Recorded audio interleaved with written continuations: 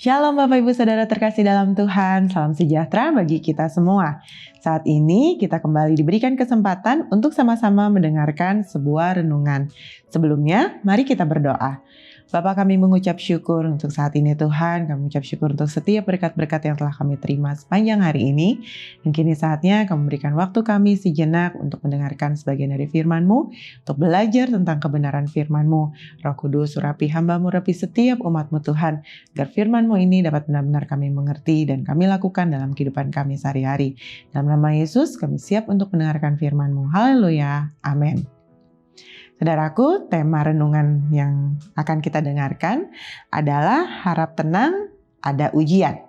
Ya, harap tenang, ada ujian. Biasanya kalimat ini kita lihat atau kita baca tuh di sekolah, saudara. Biasanya di depan gerbang sekolah ada papan bertuliskan harap tenang, ada ujian. Atau di depan pintu kelas-kelas, ya kan? Pintu kelas SD, SMP, ataupun SMA. Nah ternyata saudara, yang namanya ujian itu bukan hanya murid sekolah saja yang harus melakukannya atau yang mengalaminya. Ternyata di dalam kehidupan kita pun, kita harus melalui yang namanya ujian, saudara. Ujian apa? Ujian iman atau ujian kepercayaan kepada Tuhan. Ya, mengapa ujian ini harus dilakukan, saudara, atau harus dialami oleh orang-orang percaya? Atau mengapa Tuhan mengizinkan ujian terjadi terhadap umatnya, saudara, supaya kita menjadi pribadi yang berkualitas, supaya kita menjadi anak-anak Tuhan yang lebih baik lagi setiap harinya. Karena kalau kita lihat, saudara ya, sebuah produk yang dibuat ya, contoh misalnya obat yang dibuat di sebuah pabrik gitu ya, obat itu pasti melalui banyak riset dulu gitu. Jadi diteliti dulu, diuji secara klinis apakah obat ini benar, berguna atau tidak untuk sebuah penyakit misalnya, lalu diuji coba dulu sampai akhirnya obat itu benar-benar kompeten dan bisa dijual di pasaran. Ya, karena ada khasiatnya gitu atau berguna gitu. Demikian pula hidup kita gitu. Kita akan mengalami yang namanya ujian supaya kelak hidup kita itu benar-benar bisa menjadi berkat bagi banyak orang. Supaya kita bisa menjadi orang-orang yang memang menjadi alatnya Tuhan selama kita berada di muka bumi ini, saudaraku. Jadi hidup kita itu menjadi hidup yang lebih berguna lagi. Nah, pada hari ini atau pada saat ini kita sama-sama belajar tentang seorang tokoh di Alkitab ya, di Perjanjian Lama, tokoh iman yang begitu terkenal, saudaraku, yaitu Abraham. Dia disebut bapa orang beriman karena ternyata Abraham adalah seorang yang melalui ujian demi ujian iman yang luar biasa dalam hidupnya. Dan salah satunya yang akan kita sama-sama lihat adalah bagaimana ketika kepercayaan Abraham diuji, ketika Tuhan meminta Abraham mengorbankan Ishak, anak satu-satunya. Kita tahu semua, saudara, kisahnya bahwa ketika Abraham menerima janji dari Tuhan, ketika itu Sarah mandul, Abraham dan Sarah tidak mempunyai anak, saudara. Tetapi Tuhan memberikan janji kepada Abraham bahwa keturunannya akan seperti bintang di langit dan akan seperti pasir di lautan. Artinya tidak dapat dihitung jumlahnya atau banyaknya, saudara. Tapi apa yang terjadi? Akhirnya di usia 100 tahun Abraham mendapatkan janji itu. Ishak pun lahir, saudara, dari kandungan seorang Sarah yang ketika itu sudah lanjut usia. Dari sini kita dapat melihat gitu bahwa Abraham telah melihat janji Tuhan tergenapi dalam hidupnya, bahwa Tuhan tidak pernah mengingkari janjinya. Nah, singkat cerita, saudaraku, di dalam kitab Kejadian 22 ayat 1-19, LAI memberi judul Kepercayaan Abraham diuji. Saudara dapat melihat kisahnya dan membacanya nanti, bahwa di sini dikatakan di ayat yang kita baca di ayat yang kedua, saudara.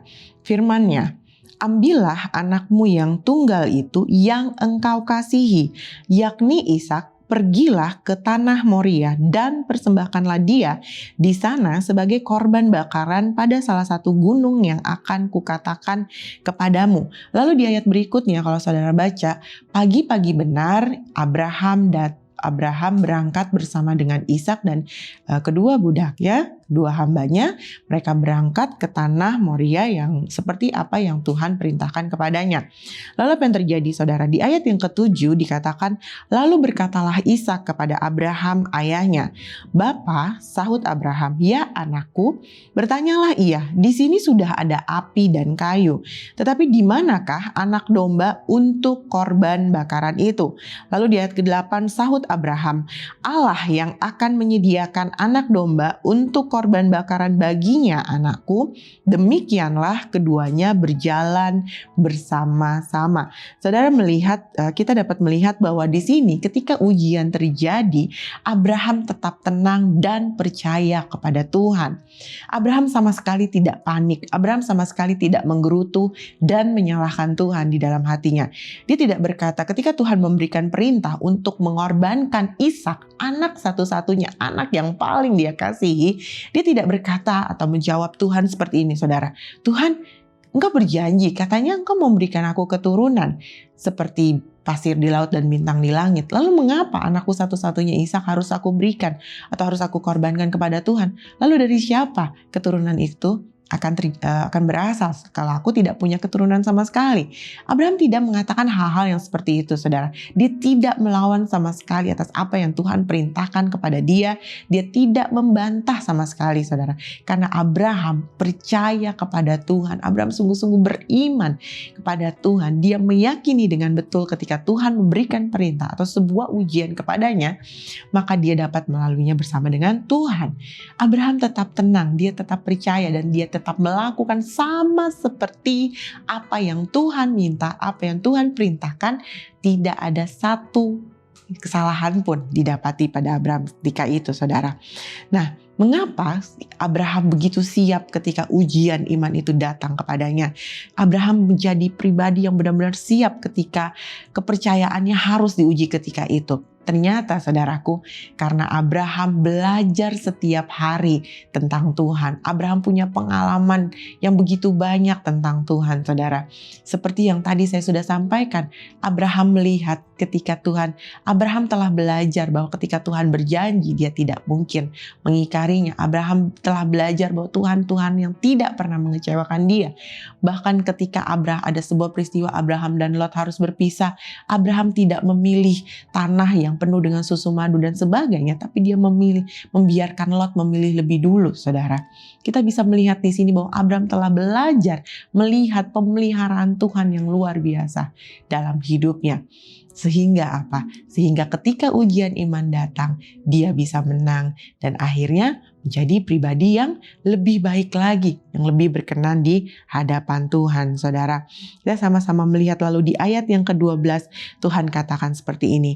Lalu ia berfirman, "Jangan bunuh anak itu dan jangan kau apa-apakan dia, sebab telah ku ketahui sekarang bahwa engkau takut akan Allah dan engkau tidak segan-segan untuk menyerahkan anakmu yang tunggal kepadaku." Saudara, kita dapat melihat bahwa Abraham seorang yang takut akan Tuhan. Dia seorang yang tidak berani membantah Tuhan sama sekali. Dia begitu menghormati dan menghargai Tuhan, apa yang menjadi keputusan Tuhan ketika itu. Artinya saudaraku, percayalah bahwa Tuhan mengizinkan ujian terjadi dalam kehidupan kita itu tidak akan pernah melebihi kekuatanmu. Apa yang kau alami saat ini, percayalah Tuhan, bukan karena Tuhan tidak mengasihi kita, tapi justru karena kasih-Nya yang besar kepada kita, Dia mau kita menjadi pribadi yang semakin kuat. Jangan pernah bandingkan hidupmu dengan orang lain. Jangan pernah berkata, "Tuhan, mengapa si A kok tidak mengalami ujian yang berat? Mengapa aku ujiannya lebih berat?" Jangan pernah membandingkan hal-hal yang seperti itu. Tuhan tahu sebesar apa kapasitasmu.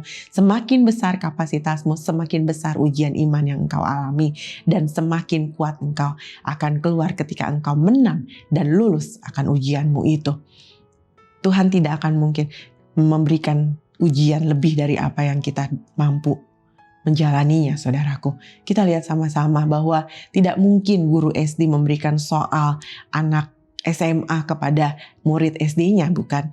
Jadi semuanya itu punya kapasitasnya masing-masing, saudara. Semua punya ujiannya masing-masing sesuai dengan sejauh mana pengenalan akan Tuhan, sejauh mana kerohaniannya, saudaraku, sebesar apa iman yang mereka miliki. Jadi saudara, pada saat ini kita sama-sama belajar bahwa ternyata ketika kita sedang menghadapi yang namanya ujian, ujian itu bukanlah sebuah kutukan bagi kita, tapi ujian itu adalah sebuah berkat bagi kita. Kenapa? Karena ujian itu ketika kita sanggup melaluinya, kita akan naik kelas, kita akan semakin menjadi pribadi yang lebih kuat dan lebih baik lagi. Jadi tetap semangat menghadapi ujian-ujian kita, tetap belajar tekun setiap hari, mengalami pengalaman bersama dengan Tuhan sehingga ujian demi ujian dapat kita lalui bersama dengan Tuhan. Mari kita berdoa. Tuhan, terima kasih untuk saat ini firman yang telah kami dengar, Tuhan. Terima kasih untuk renungan ini, biarlah kami menjadi pribadi-pribadi yang semakin kuat lagi, yang tidak pernah lari dari ujian kami, tapi kami semakin bersemangat berjalan bersama dengan Tuhan, menempuh setiap ujian yang Tuhan izinkan terjadi dalam kehidupan kami. Mampukan kami ya Tuhan, pulihkan setiap keadaan umat-Mu juga. Kami percaya Bapa, bahwa Roh Kudus Engkau tidak akan pernah meninggalkan kami, menyertai kami sepanjang hidup kami. Dalam nama Tuhan Yesus kami bersyukur, haleluya, amin. Tuhan Yesus memberkati.